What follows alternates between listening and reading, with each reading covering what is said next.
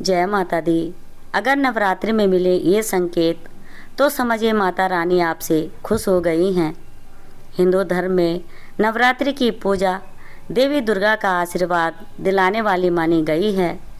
नवरात्रि के 9 दिनों में जिस पूजा और व्रत को करने पर साधक के सभी दुख पलक झपकते दूर और कामनाएं पूरी होती हैं, उसी देवी पूजा में कई ऐसे शुभ अशुभ संकेत भी मिलते हैं जिनका संबंध आपके गुड लक और बैड लक से जुड़ा होता है।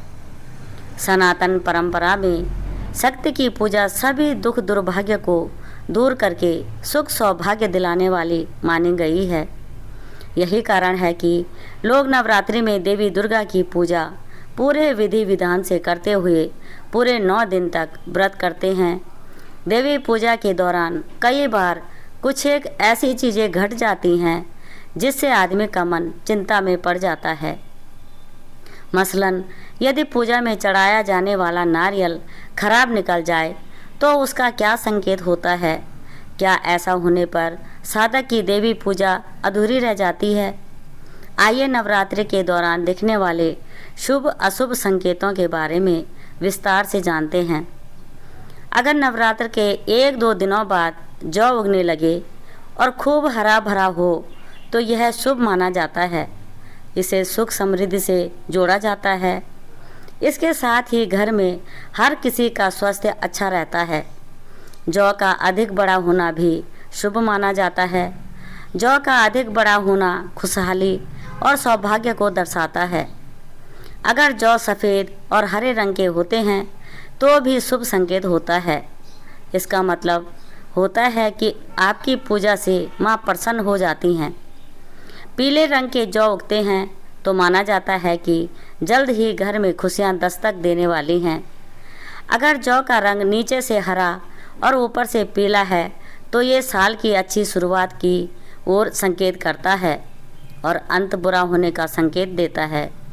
बोए हुए जौ को ठीक ढंग से पानी देने के बाद भी नहीं उग रहे हैं तो यह अशुभ माना जाता है।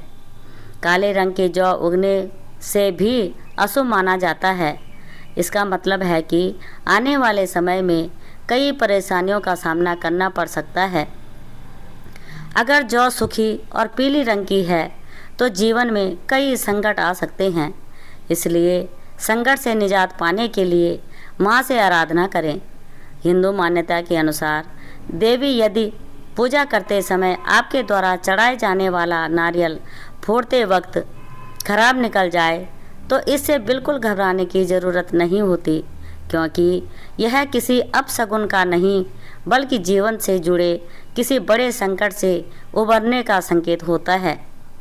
इसलिए कभी पूजा के नारियल के सूखा निकलने या फिर सड़ा निकलने पर घबराए नहीं, बल्कि देवी की कृपा पाने के लिए उनका आभार प्रकट करने के लिए बाद में एक अच्छा नारियल जरूर चढ़ाएं और प्रसाद स्वरूप अधिक से अधिक लोगों को बांटें।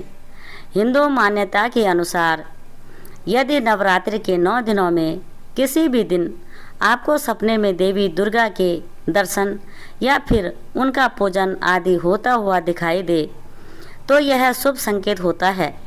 मान्यता है कि माँ भगवती का सपने में दर्शन किसी जीवन में होने वाले किसी शुभ या मांगलिक कार्य का संकेत होता है।